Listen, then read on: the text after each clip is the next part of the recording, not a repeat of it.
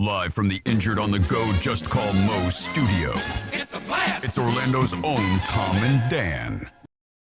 Welcome to Corporate Time with Tom and Dan. I'm Tom. I am Dan. We are live on Twitch and YouTube right now, and you can join us. Just search for @Tom and Dan Live. It's very exciting within our studios because it is Fringe Week here in Orlando, Florida. Yeah, I love having Fringe guests in studio because I feel like they're all world travelers that travel around, that know. I love international weirdos. Yeah, I love it. Like, and I mean That's that with pretty much love. it. Yeah, Yeah, like you guys are, and we do have a guest, and we're gonna get to him here in a second. But yeah, like it is Fringe time right now. So thousands of performers, hundreds are descending. Well, thousands of people, hundreds of performers, maybe even thousands, are descending upon Orlando, Florida. And I was told that it is the oldest North American Fringe festival. That's what we were looking for the other day. Okay. Remember, we were trying to figure out why is this one so specific or like and so well known. You've got Edinburgh, obviously that's the big one, but ours is the oldest in North America, and we're very proud of it. And let's celebrate some Fringe. Yeah, from his show Live Forever, we got Paco Erhard in here. How you doing, Paco? Good, how are you? Guten Tag. Yeah, guten If you Moin want some Moin. German. Is that Moin. Dude, you're good. Moin I love Moin, that. yeah. That is where my family lives. That That's area? all the way up in the north. My German teacher was the one that taught me that a very casual, you're the expert here, a very casual German, like in the morning when you're coming in or doing whatever, and he'd see us all and he'd go like, ah, moi moi. Yeah, well, that is the north. Like most people that know Germany know the south, like Bavaria and Lederhosen. In the like 89% of Germans laugh at Lederhosen. The rest are Bavarians. That's okay, all right. And in the north is fishermen and stuff like that, and they're moin moin. Although to be honest, if you're proper northern German, it's normally just moin because moin moin is already pretty chatty. Okay, and I'm a chatter, so okay, understood. Thank you for the tip. I'll take one off.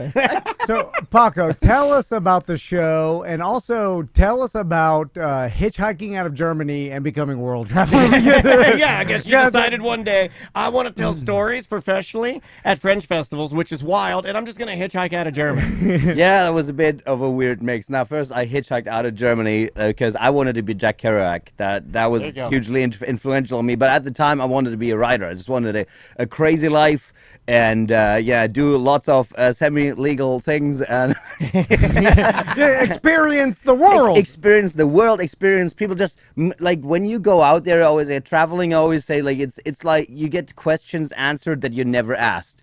You see stuff like, oh, that's part of the world. I had no idea, and that is just totally just broadens everything. It's been. I don't think I've ever stopped the show that was perfectly said. You get answers to questions you were never going to ask. I love that. Yeah, and it's just you're a drunk, sir. No, I'm kidding. You're not wrong, sir. Yeah, it is crazy when and now you see it a lot more on the internet, where it's like, I have opinion on how the world should be. Like, you haven't left the county you live in 20 years. Incidentally, the world should work like the county does. Because everywhere else they do it wrong. Yeah. So what age do you decide, okay, I'm heading out? Like what age are we at now at when you decide? Like, this is actually pretty late. I think it was 27. So I struggled because I come from a family. My dad was a banker. My great grandfather was something big. So it was I felt supported, but my family had no idea what the thing was that I wanted to do. So I was kind of like the crazy one. Were you an artist though? Did you play music? I wanted to be an artist, but I was still, at the time, I was still just doing stuff in Berlin, studying, which we do, quite a little bit longer Americans than don't here. study. Absolutely hate it. But I got a smartphone. Yeah. We're Americans. We know everything. We don't need to study. It tells me everything I want to know. well, hey, but it's free, so That is true. That is So why not? true. We just But borrow money and get mad that we have to pay it back. Like, you should give it to me for free now. Or No, well, dude, I had to pay for university. Like every semester I had to pay like $60, and for that I got a bus pass for the entire city for the entire semester. University is not free, Yeah. But yeah, so I wanted to write it. I just want to have a crazy life and write about it. Then it turned out writing is pretty lonely. I ended up being broke and in slight trouble in Valencia and saw an ad This was for being. Oh, there's a community college around here called Valencia, so we're gonna have to clarify. I wasn't there. No, okay, this is a city in Spain. Yeah, thank you. I was going to say that, but I just want to, because a lot of confused dum-dums driving down I-4 right now. They're like, hey, we're stranded at community college here locally. That's where I go. It's a great school. Great school. Yeah, I hear they one of the subjects is hitchhiking. Yeah. We're joking. Not a good. Yeah. To beach camp. We make fun of you if you go there. I'm joking. So I became a hotel entertainer for a season, which just does basically crazy, weird shows for very uneducated British people. And I realized I really love being on stage. And then I thought, oh man, I was an exchange student when I was 17. So you North learned Carolina. to perform in front of, was that your first gig at the hotel? Yeah, and in front of the roughest people you can imagine who are trained to hate Germans. So they kind of loved me because I was like, oh, German with a sense of humor? Okay. This is impossible. What is this? Exactly. And so He's a unicorn. So I'd lived in North Carolina for a year when I was 17, and I watched stand-up religiously at night on TV. And so then, in that hotel thing, I thought, oh man, I could just combine the writing and the performing. I could do that stand-up thing that I've been thinking about for like decades now. Yeah. and yeah, somehow one thing came to another, and Spain, then moved to London, where it all started. So it's too long a story for a radio show. Yeah, but is London a hard place to cut your teeth if you want to start writing and performing on stage, or is it a good place, would you say? London was good for me because before that, like the audiences I had in Spain were, like I said, just not very smart people, and the kind of some stuff I'm interested in that has to do with some form of knowledge. You have a base here. Yeah, some base. Like I can go down below, but at some point I don't know anymore. So London is actually, you can find any kind of audience. Your comedy will find its audience, and of course it's British, so it's a little bit different. And again, dry. And as a German, that's both good and like, of course, the stereotype we don't have a sense of humor, which so a great selling point in a way. Like the British sense of humor is so highly specific too. Do you think a German coming to England to perform stand-up and then weave his way into storytelling and Fringe would be easier than an American going to London and doing the same thing? I don't know, actually. I think you'd adapt. It's a bit. I do find there's one thing. I think in Britain, comedians like to play what it's in people's heads. I think there's more of a common common knowledge you can assume. They can hint at, like, you know what I mean, and everybody goes, yeah, I do. And here they go. Well, it's not insulting I really your don't. audience. Yeah, you don't have to beat them over the head with it. They already know. Yeah. Well, here I think because it's a free country, you can know whatever you want, and nobody expects you to know something else. So there's no consensus. So you can't expect as much as there, I think. And I think comedy here is fantastic. It challenges you in a different way. I don't want to knock it at all. That's why I'm here. I love it. Love it here. But I think that is the difference. Here you have to, because people want to know stuff. Like I think lots of people are.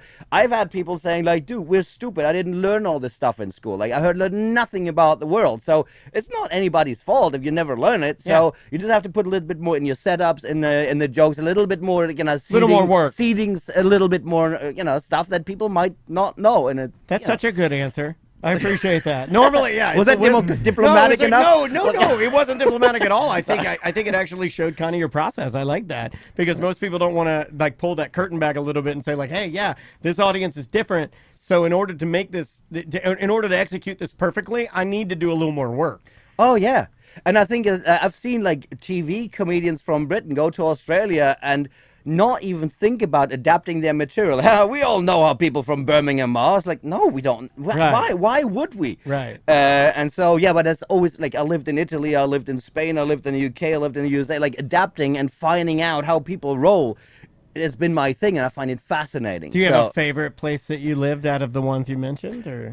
I think like my favorite city in the world, for some reason, Melbourne, Australia. Just love it. I just, Have you tried Melbourne, Florida? I hear like Australia. I hear it's the same. Same amount of criminals.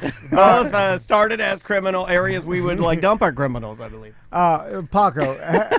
It seems like with Valencia and Melbourne, like here in Florida, you go like, let's take a really great city and create a total dump here, and we call it the same. No offense to those places I've never been.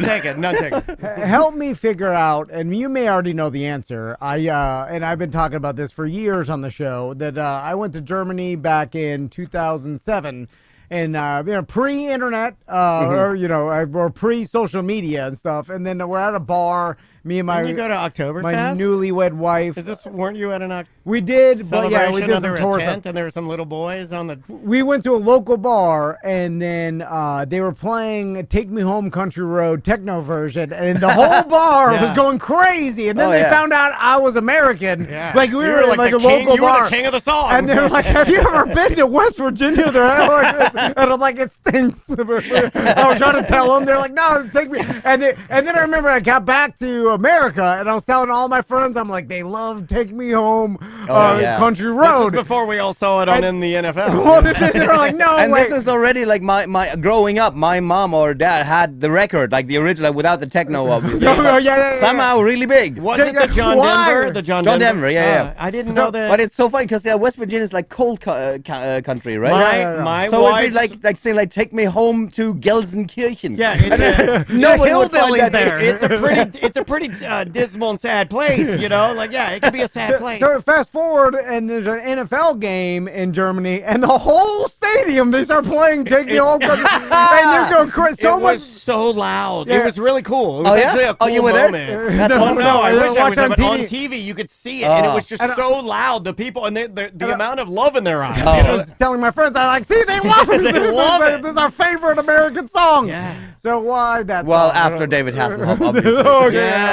No, we prefer the David Hasselhoff version of Country Roads. Did he do it? We listen to nothing else. No, I hope not. Oh my god! Oh my god! Is he still big there, or that was just a flash in No, the pan? I think it was a flash. Like it's like I got teased with that a lot, but it was mainly had this song. I've been looking for freedom, which he released just around the time that the wall came down. So that was the connection, like freedom and that write song. that down. Write that down. Whenever they bring a wall down, you and I need to write a song. Hell yeah.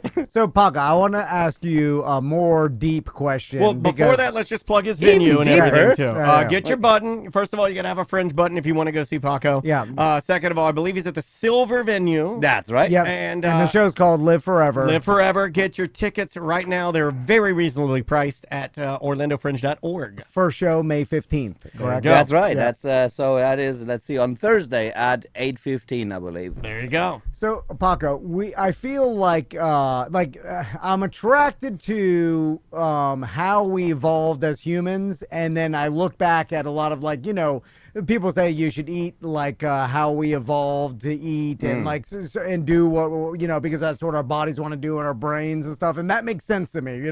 More than anything, it's just like I'm like, all right, evolution, science is like that, and another thing that I hear recently is like we should walk more because ancient humans used to walk all the time, right? And then but we also used to just travel around a lot more, instead of like we're stay in the one place we grew up in. And you have done this, and then you move around. And I've often thought about, like, if I had unlimited money. It's funny because you don't need unlimited money, but that's that's your excuse. Well, a lot of our Fringe buddies do exactly what he's doing, and they seem to be very normal people. And I could see the allure to moving from place to place and just keep moving around and living different lives and reality, But then I'm like, meeting different people. Then I'm like, how long do you stay before the allure of moving hits you again? And then you're ever like, what? I'm tired of moving to a different place. I'm always the thinking, sweet spot. Yeah. So it's like, is there a sweet spot for like knowing, okay, you're in Italy, you moved from Germany to Italy, you're very much enjoying Italy, and then one day, boom, pops into your brain, and you're like, I got to go to Spain again. Like, is that how it works? Or? Well, I think at the time I just wanted to travel as much as possible, and then eventually traveling because of my job, because of comedy, became the thing, and then you kind of go to where the festivals are, and right now was, in the place where I felt like, okay, I want to get out of all, like, that much touring. That's why I live in New York now, because it feels like that is for comedy, that is perfect. I can still travel around, and I think it's different for everybody. Some people just want to stay in the place that they're in, but Yeah, I don't know. It's, I guess for me, like, it was always a difference between where do I feel good and where's the career. But for a long time, like, this is like a traveling circus. Like, there's lots of touring performers who will then go to all the festivals that I go to. So my friends and my family are kind of at those festivals. So I see those people again. Yeah, the Fringe community is cool in that a lot of your legacy Fringe performers will know each other, and that is... Oh, yeah. Like, I don't know, the bond that Fringe performers get is almost like one that if I'd have known about Fringe when I decided to perform, I may have gone that route, because I think you guys get the best family surrounding you with the least amount, well, I don't know, I'm not in the world, but pettiness and bitterness, like, that's an entertainment. That's just going to be there. But the Fringe people seem a lot more like craft beer guys, in that you guys are all supportive of each other. Like, all my brewer Well, friends. you're making your own money. There's no company you above are. you saying like, oh, this person's good. It He's goes gonna make more. directly to you. know. True. I mean, in other, like in Australia and Britain, it's way more of a, like, the comedy industry is very much like an Edinburgh Fringe and whatever. So but that also means, like, here, that's kind of what I'm trying to get out of Fringes, because I know what I'm pretty good at what I do, but here, like, the comedy industry does not look at Fringe festivals. There is their own ecosystem, so it's good and bad. Yeah, I think it's very supportive, but also, you know, how far do you go from there? It can be stifling if that's the only thing in those areas. Well, and it goes back to your conversation about where's the sweet spot of when you want to move. Yeah, and if what was, like, the walking more? Is I was just about, like, he likes to throw you know, a bunch we're of stuff nomads. that doesn't matter to his question. No, I confuse you. I totally agree with them. We should walk more. We should only eat what we hunt and bang our cousins and get killed by mammoths. Well, I'm just saying, that's exactly what I meant. like, I'm wondering if our human brains want to just be in different places and continue to move and, like. This is his argument for not wanting to be married to his wife anymore. No, that is very interesting. I think it was an old conflict between nomads and what was it, sedentary? No, what do you call it? Like, people who stay, like, live in a society. Yeah, no, some people who just, you know, farm or whatever often didn't trust the people who moved all the time. So I think in human history there was some conflict between these, because they are two very different lifestyles, and yeah, I think nowadays we can all pick the lifestyle we want. So that's pretty cool. 100%. And do you think you maybe are born with the nomadic heritage somewhere deep in your DNA to, like, force you? Because, you know, some people, like, I make the jokes about, like, you know, I'm enamored with guests that come in here that have traveled the world and they constantly have seen so much, and, like, but to live that life, they're sacrificed. Oh, yeah. You know, like, and so you can't have everything. No. Well, So I like it, but I'm like, man, well, am I cut out to do that? Like, so more than me you are. More than me you are. Yeah. Only one way to find out, man. Like, well, it's a spectrum, right? It'll be a spectrum like anything else. I mean, but you gotta try it. Because for me, like, growing up, I was born in Munich, but we moved every 3 years due to my dad's job. So I was already used to moving all the time. So it's great. I think it's allowed me to make friends with people more quickly. It showed me different regions of Germany, and I go like, you think you're normal? You're nuts. Like, to realize, you know, wherever you go, America, Italy, we're all not normal. We're just differently nuts. And to realize that, I think is big, and we all need that more. At the same time, I don't have any friends from kindergarten. I know people who have those deep roots and who are just really deep connections that they love. So they go, I don't really want to go anywhere because I love these people or whatever. And that is totally fair. And I think it's a little bit also how you're socialized. I'm not sure it's in your genes, maybe. Well, I've already built myself a prison, Paco, with a family and a mortgage, so I'm not getting out down. Just get a motorhome because you can get going. Yeah, you thought about that. You were going to go down that path for a minute. No, I know. But again, it's you romanticize it, but it's a difficult life. Like, you know, there's a lot of hardship, and you're totally right. You know, so it's not so as romantic as it sounds. You know, like going from place to place. Like, I'm sure it's lonely too sometimes. Yeah, like I don't like, I just don't ever shut up, so I tend to meet people. Yeah. You know, Well, you're performing. That's true. But no, but you're right. I think everything has its trade-offs, and you just have to find vibes with your personality. So this really works for me. But also, I feel now I can New York. I would love to stay there. I do like it a lot. But I will want to travel as well. But now I have a place to come back to where the career can be and a city I love, and I can keep going to places and come back. I think for me, that's my personal sweet Do you have spot. any place you haven't wanted to go, or like you that were, I haven't wanted to well, go? that you Or were like- gonna go and you're like, oh, I don't know. Or I think in most places, mostly politicians suck and people are pretty cool. Yep, When totally agree. once you talk to them and get to know them, and I mean, sometimes my brother, who's definitely more conservative than me, not nowadays crazy conservative, but more conservative. And Understood, sometimes yeah. we talk about social issues, and he'll start with something where I go like, "What? What are you talking about?" Yeah. And I'll have a view that he goes like, "Are you out of your mind?" Then we talk about what we actually mean, and suddenly it's, "Oh, if that's how you put, yeah, of course, well, Right, obviously." right. And we end up really close to each other. I always find that very interesting that we're not actually that far apart. That just the way we weight things, how we start out, tends to sound like it's further apart, and I think we all need that a little bit more. I think I'm just totally lost track now. I understand what you mean. You're giving it some air. Oh and yeah, then- again, like people in politics, whatever. I think it's that's what we don't talk to each other anymore, Yeah. and so there's no place I wouldn't want to go. I think often I love that. Often the people, the places.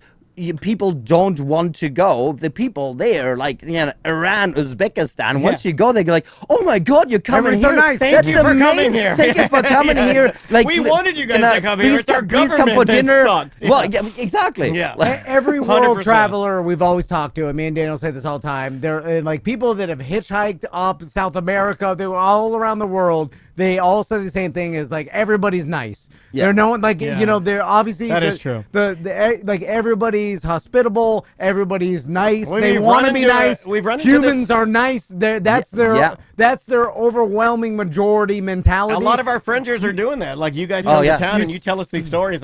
There's very few negative stories. You see the small percentage of horrible things on Yeah. the internet and skews your perception of what the world is even is. Exactly. I've heard people like, I want to go to Europe, but I'm afraid I'll get robbed all the time. What are you talking about? Yeah, Like, yeah, yeah. that Yeah. just doesn't happen unless you. I mean, a friend of mine's mother went to Boca in Buenos Aires in Argentina, and which is like a rough area that has some beautifully painted houses. That's why they take tourists there. So she went into those neighborhoods wearing a fur coat and a Rolex. Like, dude, you deserve to get mugged. But, Like- but even then, that's the anomaly. Like, Yeah, exactly. That no one but, ever says dude, that. but that is ultimately the anomalies. Obviously, make the news because Yeah. if you like, you won't see the headline.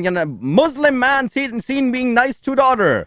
Eats ice cream. Not a story. Like, that's not a story because it happens all the time. Yeah, like, yeah, because these people or those people like normally just have lives and are nice to each other. But when something really crazy and awful happens, then it is out of the ordinary. So it's in. Oh, make in the sure you news, right? amplify it and scare But, everybody. but that too. Some make real money with that, but also it is simply some people think, well, it's in the news, so that must be how the world is. And I think that is generally one thing. Like, go out there, I think every person should be forced to live in another country for at least a year. Like, I think we'd have way fewer wars. I mean, if you draw North Korea in the lottery, bad luck. But You know what? I've been watching. They just recently let some YouTubers there under the guise that they were going to run the North Korean marathon or something, right? And they Yeah, say right. they let Oh. like 75 different YouTubers in there, and I've been following some of these and watching their behind the scenes. I told Andrea, I would love to go there in a freaking heartbeat. That's the craziest looking place I've. And like, Right. and Andrea's like, it would feel so unsafe, and I'm like, I don't know, maybe it feels maximum safe to me because you're like locked into some weird zone. Yeah. kind of They know exactly where I But am. it's so different that I like so experiencing weird. things that are so outside. Yeah, it's what it's crazy. normal. Exactly. Yeah, you're just like, whoa. I mean, even I just recently went to New York, and then you go to Times Square in New York, and then you're from, even Orlando's a small town comparatively. Yeah, you said it blew your mind, And then right? you're just like, wow. Like, and then you start thinking, you're like, the people in this city who live this reality for 50 years are talking to people on the internet that live out in the country with an entirely different reality. And they're arguing, and then it's like, okay, well, their realities are different. Of course, you live in New York, and then you live in St. Cloud, Florida. Like, your entire perspective is different. And then if you're never meant to talk to each other. You know what I'm saying? we made that. And the Or inter- if at least you talk to each other, explaining, well, this is how it works here. If you're like in good faith, or like exchange, like if you met him in person, or then yes. went there and saw all the good things about it. You get like that's often like traveling to other countries, like different mentalities. At first you think that's crazy that people say like they're weird, but once you go there, you go like, oh, and their system of meaning and their core values, it totally makes sense because this and that. You start understanding how it all makes sense. Yeah. And they in there again think, well, our system of meaning is the only normal one, and everybody else is crazy. And so you actually have to go there, understand how it's all connected. And everywhere, some things are stupid and wrong and should be changed, but that we all have that in all cultures. But it's so much work, Paco. I have to leave my house. I buy it's a just place. easier to be ignorant and complain on the internet. And self-righteousness feels awesome. Oh, it feels so good. Just bathing in it. Right? Yes. I give 2 thoughts and prayers a day, and that's good. I'm a hero. I might as well. Yeah. So, but real quick before we go, Paco, kind of describe the show, Live Forever. Oh, right. So normally, like I'm a stand-up comedian. That's what I do. I love people making people laugh. Now, this one here, last year, I actually had to cancel my Orlando Fringe run because 2 days before my first show, my dad passed away in Germany. He had dementia for a long time, so it was better for him. But still, now I'm back and I'm kind of telling the story a little bit. So this time, it is some really irreverent stand-up with lots more swearing than now, and so that's what I love. Kind of go where it hurts. So it is really good sound, but mixed with that story of like getting to know my dad as dementia starts taking his mind away. So it's heartwarming and it's funny, and and it's I try to draw my lessons out of like how do we live while we're alive? Like how do you live your life as a big screw you to death? Like how do you just live? And so that is what I'm trying to draw out of this. So it may make some people cry a little bit, but in a good way. But then the next you're gonna be crying tears of laughter because that's super important to me. I'm still a stand-up. I couldn't do a show where you don't have to laugh all the time. Do you find that you address your saddest moments, like the dad thing? Because my dad is gone. My mom and dad are gone. And I do the same thing where if I didn't have the humor or the comedy to help me process it, I don't know, man. I think it's very important. Did you use that? Was that part of your process in like writing the show and to help you get over? I think so. I think it's just generally in me. Like, I think that's also the comedy that interests me. Like, we want to laugh at the dark stuff in life to get over it. I think that's really human to laugh at that is the most human thing you can do. Just laugh at silly things. Cool. Like I enjoy that too sometimes, but I think it's just my natural my instinct. And so in this show, that instinct just fully entered into it because the subject matter just needed that. Awesome. That's awesome. Paco, thanks so much for coming by. Thank we you for really being appreciate It's it. been a lot of fun. We appreciate you. Thanks a lot, guys. Again, the Silver Venue, OrlandoFringe.org. The show is Live Forever. Get your button before you get your tickets. I think it's called Paco Erhard Live Forever. So if you look for it in the program, it may start with a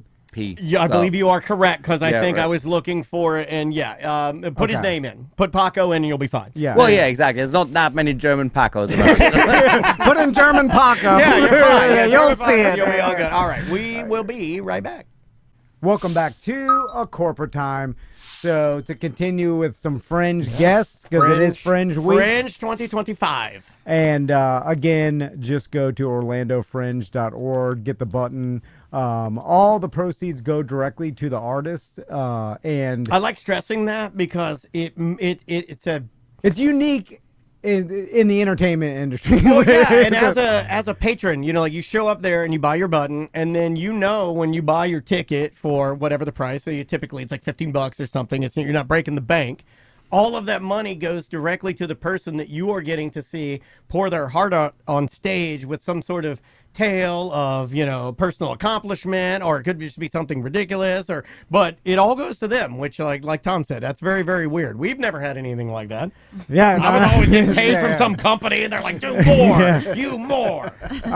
We have Josh Ritter and Myra in. Myra's the director of Adventures in Baby Hitting, your guys' show that's going to be at the Starlight Room And again, OrlandoFringe.org. Yeah. How you guys doing? Thanks for being here, guys. Great. Very This well, is thank you. really exciting. So really, exciting. really thrilled to be here. This is our first Fringe ever. Oh, okay. Oh, really? So we went from our buddy Paco, who is like a lifelong Fringer, and then now we have some new Fringers, and that's the coolest thing about Fringe festivals to me is that there really is, you get everybody. By the way, right before this, Myra and Paco were literally talking German for like 5 minutes straight, and I was watching. I was like, "Wow, it's because German!" Fringe festival guests, by and large, and I'm just gonna say my stereotype. I live by stereotypes. I know you're not supposed to, but Fringe people have higher IQs. I said what I said. I thought you were going to say we're weird. No, you are. Well, but better Fringe culture. people have higher. No, I bet you if you just go through them all, like they have typically higher IQs than most of your other performers. I am not going to argue with that.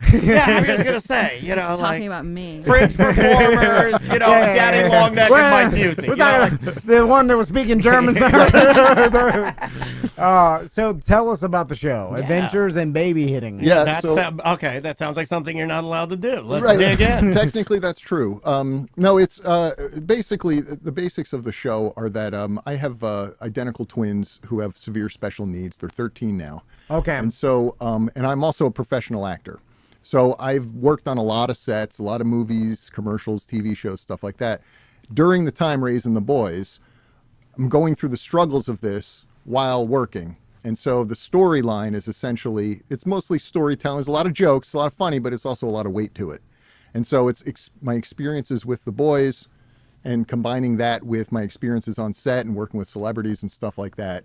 And then, towards the end, it all really comes together in a nice way. So, Oh, I love that. So I watched you. Did you do an Orange Theory commercial or any one? I saw that one. That's a good one. Yeah, that's right. You have a memorable face too. I think I saw your Florida Lottery. I'm like, I know that guy. That's right. Florida Lottery. Look he at that. freezes himself. I think he's playing that guy that you love, the guy that's trying to freeze his body. Yeah. And then shoot himself up with his son's stem cells. That whack-a-mole, that guy. Not that part. But you kind of have the hair in the thing. They made him look like that guy. Oh, it's good. That's so funny. Let's talk about having a special needs child, because in my experience, I hear a lot of the same story in which the person ends up appreciating their special need child so much that they were like, I'm glad they were special needs because it taught me so much about myself, and I feel like my life would have been worse without it, which sounds counter intuitive to people that don't have special needs kids, where like you end up like, I don't know oh my if god, we I can feel understand, bad. right? Yeah, I don't know if we can even wrap our brain how around could that. you without that experience? But Right. have you felt that? Yeah, well, it's interesting because there's obviously different levels, right? Now it is really funny if course. you go, absolutely not, Tom. I have found that That's the dumbest question I've ever Tom, heard. I found that my special needs, raising these two special needs twins, I found that I have learned nothing from them, and it's actually quite a drag. That's actually closer to the truth. No, I have learned. I mean, that's all true. All the good stuff is true. Yeah. The difference, though, is that when levels of severity, my kids have severe needs on a lot of different levels, and it's not enjoyable. Yeah, it's not rewarding, right, and that's part of it. And this is part of. I do have an advantage in this sense because parents, parents they don't like to say negative things about their kids. Obviously. But I love I can. doing that. I can. Oh my God! I was just my literally favorite thinking- joke. I was just You guys make a living off of it. That's we kind different. of do, yeah. And it's not real. Let's be Right, honest. no. We're effing around. Oh, it's not real. But that's the thing. I can be Tell me, pretty tell me. honest about it because my kids are probably never going to hear about it. And Sure, people, I understand. And people in my situation will get it. And this is one of the reasons I brought Myra in for directing. She's been helping me develop the show for about a year and a half now. Nice. She has some experience with that too in her family. So I have the opportunity to talk about this stuff without worrying about being judged because and people might judge me. That's fine, but I'm not worried about it affecting my kids.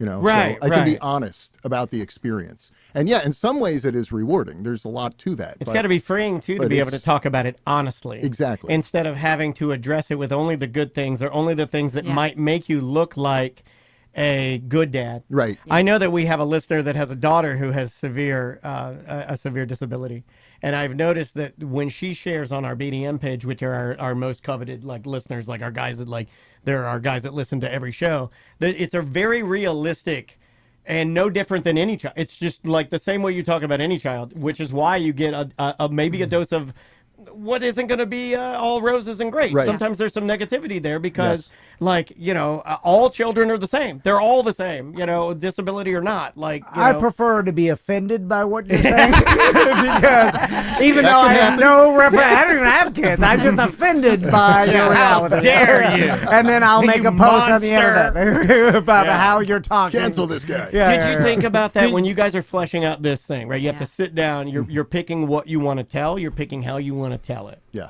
Yeah. What are the landmines? What do you look for? Or how do you do it in a way where you're not...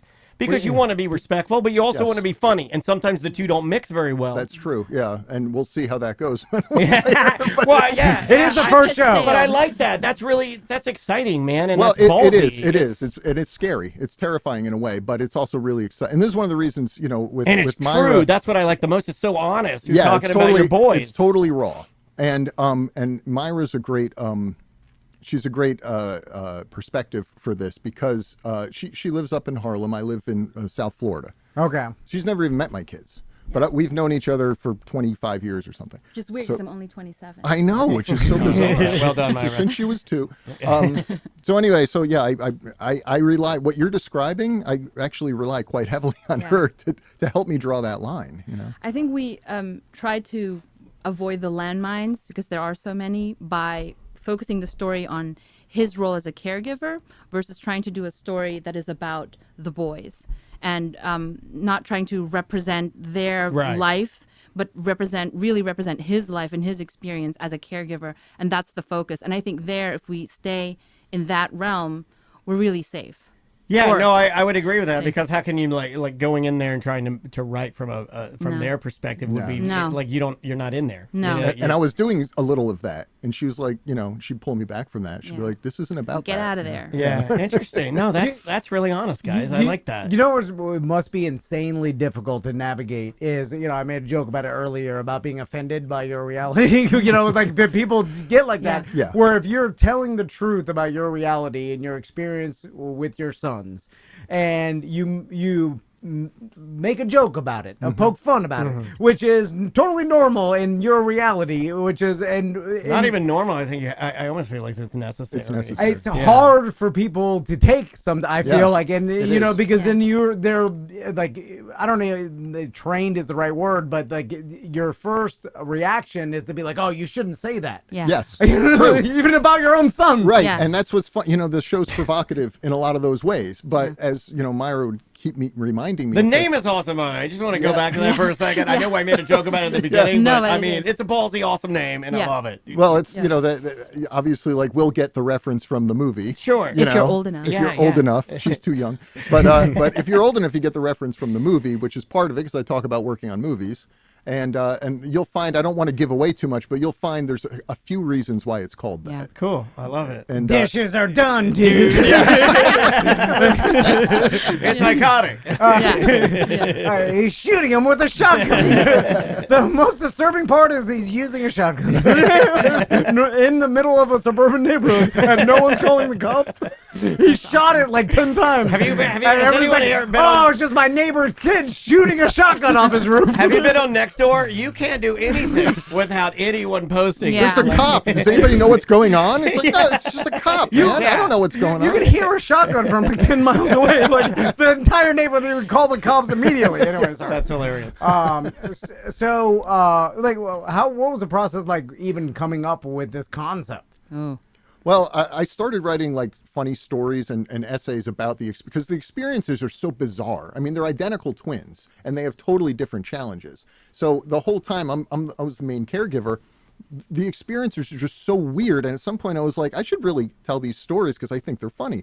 And Myra's also a writer, and so she's giving me feedback on the essays I was writing, and that kind of developed into the show.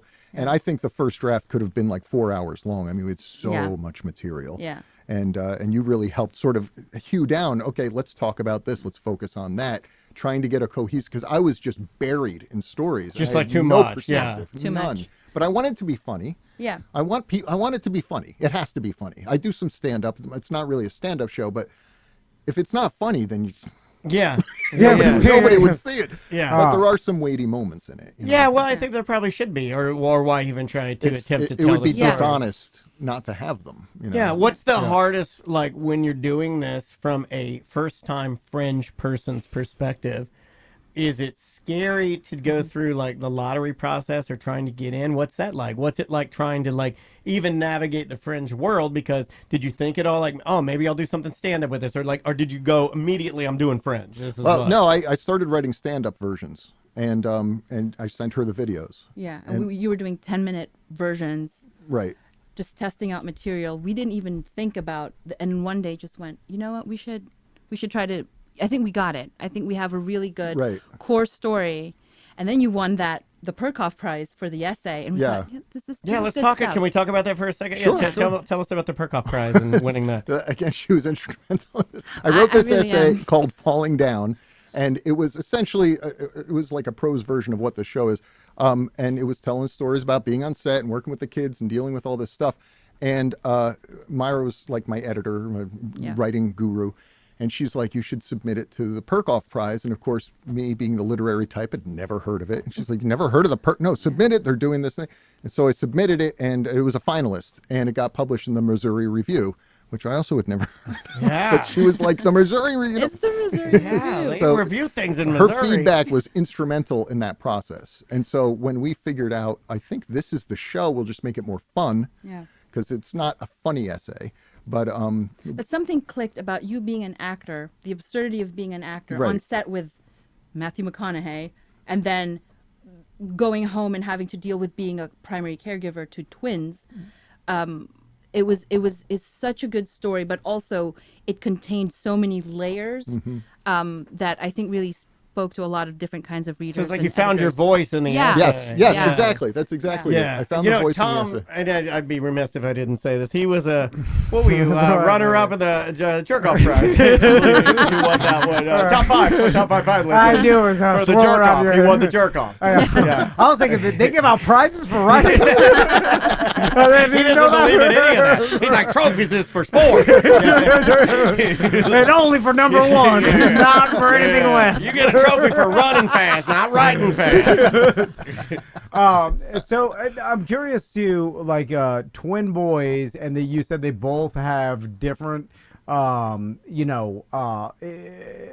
challenges, right? Yeah, and is it completely different, or is it just the difference that you could tell because they're No, I can tell you that they're both severely autistic, but that presents in different ways. One of them will have panic attacks, and the other one doesn't talk. Like stuff like that. One of them has cerebral palsy. That's affected his physical abilities.